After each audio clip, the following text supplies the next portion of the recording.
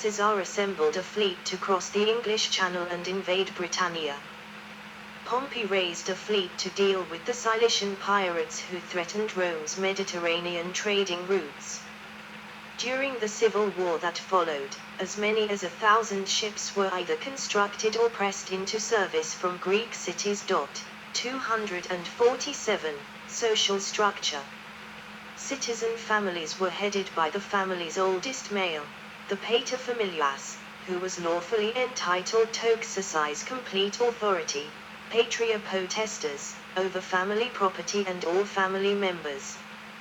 Brutus, co-founder of the Republic, is supposed to have exercised the extreme form of this right when he executed his own sons for treachery. 263. Citizenship offered legal protection and rights, but citizens who offended Rome's traditional moral code could be declared infamous, and lose certain legal and social privileges. 264. Citizenship was also taxable, and undischarged debt was potentially a capital offense. A form of limited theoretically voluntary slavery, debt bondage, or necum, allowed wealthy creditors to negotiate payment of debt through bonded service. Poor, landless citizens of the lowest class, proletariat, might contract their sons to a creditor, patron or third-party employer to obtain an income, or to pay off family debts. Necum recently abolished when slave labor became more readily available, most notably during the Punic Wars.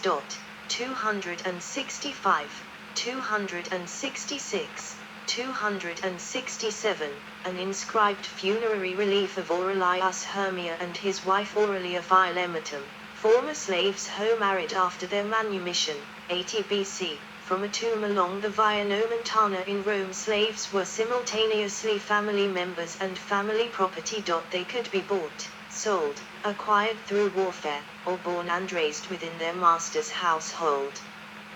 They could also buy freedom with money saved or the offer of future services as a freed man or woman, and their sons could be eligible for citizenship. This degree of social mobility was unusual in the ancient world. Freed slaves and the master who freed them retained certain legal and moral mutual obligations. This was the bottom rung of Rome's fundamental social and economic institutions, the client-patron relationship. At the top rung were the senatorial families of the landowning nobility, both patrician and plebeian, bound by shifting allegiances and mutual competition. A plebiscite of 218 forbade senators and their sons to engage in substantial trade or moneylending. 268, 269, a wealthy equestrian class emerged not subject to the same trading constraints as senators. 270, the Togatus Barberini depicting a Roman senator holding the images, effigies, of deceased ancestors in his hands, marble, late 1st century BC, head, not belonging mid-1st century BC. Citizen men and citizen women were expected to marry, produce as many children as possible, and improve or at worst, conserve their family's wealth, fortune, and public profile. Marriage offered opportunities for political alliance and social advancement. Patricians usually married in a form known as confariatio, which transferred the bride from her father's absolute control or hand, manus, to that of her husband. 271. Patrician status could only be inherited through birth, an early law, introduced by the reactionary Decemviri but rescinded in 445, sought to prevent marriages between patricians and plebeians. Any resulting offspring may not have been legally recognized. 272.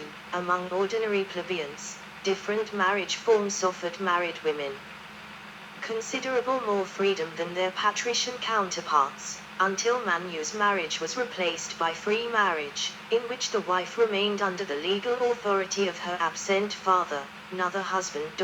273. Infant mortality was high.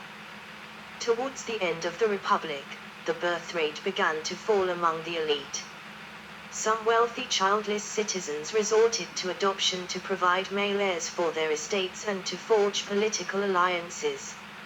Adoption was subject to the Senate's approval. The notoriously unconventional patrician politician Publius Claudius Pulcher had himself and his family adopted into a plebeian clan, so that he could hold a plebeian tribunate. Trade and economy. Farming. The Republic was created during a time of warfare, economic recession, food shortages, and plebeian debt. In wartime, plebeian farmers were liable to conscription. In peacetime, most depended on whatever cereal crops they could produce on small farming plots, allotted to them by the state, or by patrons. Soil fertility varied from place to place, and natural water sources were unevenly distributed throughout the landscape. In good years, a pleb smallholder might trade a small surplus, to meet his family's needs, or to buy thermatures required for his military service. In other years, crop failure through soil exhaustion, adverse weather, disease or military incursions could lead to poverty, unsupported borrowing, and debt. Nobles invested much of their wealth in ever larger, more efficient farming units, exploiting a range of soil conditions through mixed farming techniques. As farming was labor-intensive, and military conscription reduced the pool of available manpower, over time the wealthy became ever more reliant upon the increasingly plentiful slave labor provided by successful military campaigns. 274, 275, 276. Large, well-managed agricultural estates helped provide for clients and dependents, support an urban family home, and fund the owner's public and military career, in the form of cash for bribes and security for loans. Later Roman moralists idealized farming as an intrinsically noble occupation, since Cinnatus left off his plough reluctantly, to serve as dictator, and returned once his state duties were done.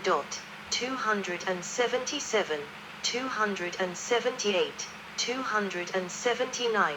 In law, land taken by conquest was ager publicus, public land. In practice, much of it was exploited by the nobility, using slaves rather than free labor. Rome's expansionist wars and colonizations were at least partly driven by the land hunger of displaced peasants, who must otherwise join the swelling, dependent population of urban plebs. 280, at the end of the Second Punic War, Rome added the fertile Ager Campanus, suitable for intense cultivation of vines, olives and cereals. Like the grain fields of Sicily seized after the same conflict, it was likely farmed extra-legally by leading landowners, using slave gangs. A portion of Sicily's grain harvest was sent to Rome as tribute, for redistribution by the aediles. 281. 282. The urban plebs increasingly relied on firstly subsidized, then free grain. 283. Ruins of the Aquaonio Vetus, a Roman aqueduct built in 272 BC. With the introduction of aqueducts, from 312, suburban market farms could be supplied with runoff or waste aqueduct water. Perishable commodities such as flowers, for perfumes, and festival garlands, fresh grapes, vegetables and orchard fruits, and small livestock such as pigs and chickens, could be farmed close to municipal and urban markets. 275. In the early 2nd century, Cato the Elder tried to block the illicit tapping of rural aqueducts by the elite, who thus exploited the increased productivity of cheaply bought formerly dry farmland. A law was duly passed, but fines for abuses, and taxes on profits, proved more realistic solutions than a nutrite ban. Food surpluses, no matter how obtained, kept prices low. 284, 285. Faced with increasing competition from provincial and allied grain suppliers, many Roman farmers turned to more profitable crops, especially grapes for wine production. By the late Republican era, Roman wine had been transformed from an indifferent local product for local consumption to a major domestic and export commodity, with some renowned, costly and collectible vintages. 286, 287. Roman writers have little to say about large-scale stock breeding, but make passing references to its profitability. Drummond speculates that this focus on agriculture rather than livestock might reflect elite preoccupations with historical grain famines, or long-standing competition between agriculturalists and pastoralists.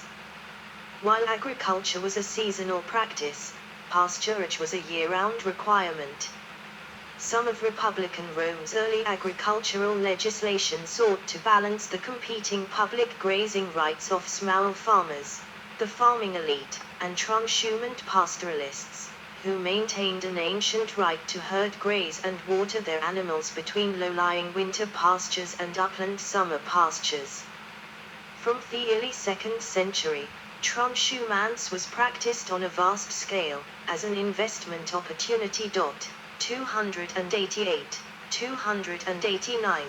Though meat and hides were valuable byproducts of stock raising, cattle were primarily reared to pull car-songed plows, and sheep were bred for their wool, the mainstay of the Roman clothing industry.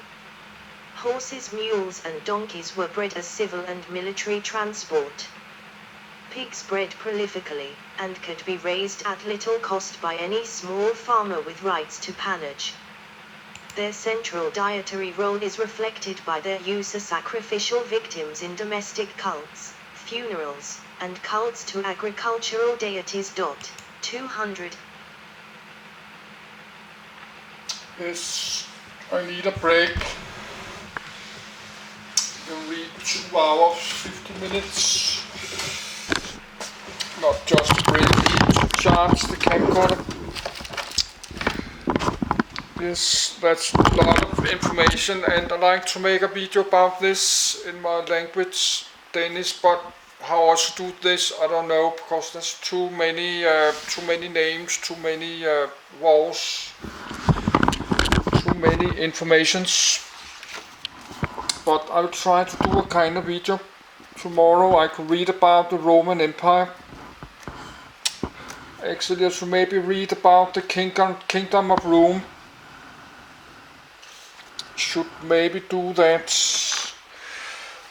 There was something before, but now I have laid my bed 2 hours 50 minutes. I need a break, stretch my legs, and need bathroom. I need something to drink, and it's a little hot in my apartment. So I will charge my camcorder, then I will continue tomorrow. I will record the rest of the video, this one.